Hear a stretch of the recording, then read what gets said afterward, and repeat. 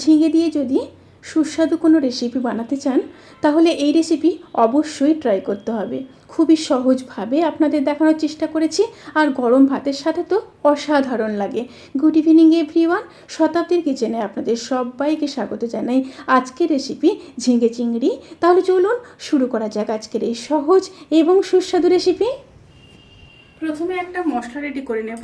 তার জন্য ফ্রাইং প্যানে দিয়ে দেব 1 চামচ হলুদ সর্ষে, 1 চামচ পোস্ত, 1 চামচ সাদা তিল, আর দিয়ে দেব 10টা কাজু, একটা শুকনো লঙ্কা, আর দিয়ে দেব খুব সামান্য লবণ। দিয়ে এবার গ্যাসের ফ্লেমটাকে অন করে দেব। অন করে দিয়ে মিডিয়াম স্টিমে মশলাগুলোকে হালকা ভেজে ঠান্ডা করে নিয়ে তারপর গুঁড়ো করে নেব। মশলাগুলো ভাজা হয়ে গেছে, এবার তুলে নেব। এবার কড়াইতে সর্ষের তেল দিয়ে দেব।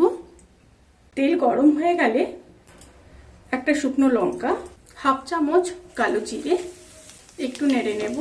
তেল থেকে যখন সুন্দর একটা স্মেল বেরোতে শুরু করবে সেই সময় কেটে রাখা একটা বড় সাইজের পেঁয়াজ দিয়ে দেব। পেঁয়াজ দিয়ে হালকা ভেজে নেব। পেঁয়াজগুলো হালকা ভাজা হয়ে গেলে এবার কেটে রাখা বড় সাইজের একটা আলু দিয়ে দেব। আলু দিয়ে আবারও 1 থেকে 1.5 মিনিট লো টু মিডিয়াম স্টিমে রান্না করে নেব।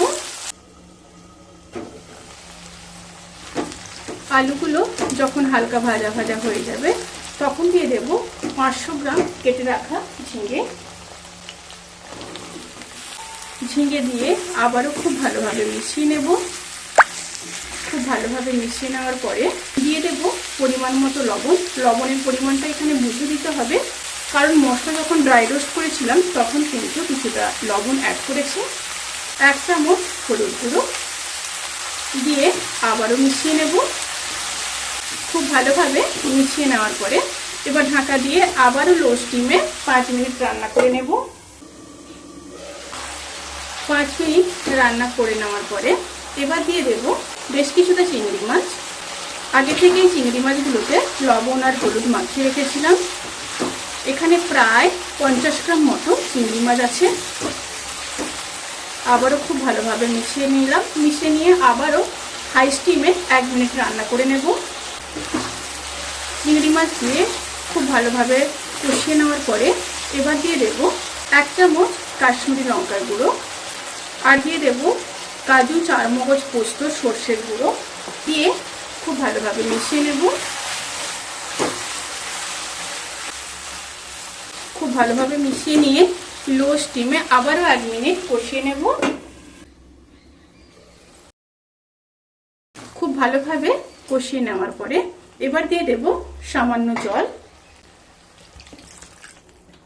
প্রায় 150 ml মতো আমি এখানে জল দিলাম। জলের পরিমাণটা এখানে আপনারা আপনাদের পছন্দ মতো বুঝে দেবেন। খুব ভালোভাবে মিশিয়ে নিলাম। এবার আবারও গ্যাসের ফ্লেমটাকে লো করে 3 থেকে 4 মিনিট রান্না করে নেব। রান্নাটি প্রায় হয়ে এসছে। আলুগুলোও খুব সুন্দরভাবে সেদ্ধ হয়ে গেছে। এবার নামানোর আগে 2টো চেরা কাঁচা লঙ্কা, আর দিয়ে দেব 1/2 চামচ চিনি টেস্ট ব্যালেন্স করার জন্য। আবারও খুব ভালোভাবে মিশিয়ে নেব।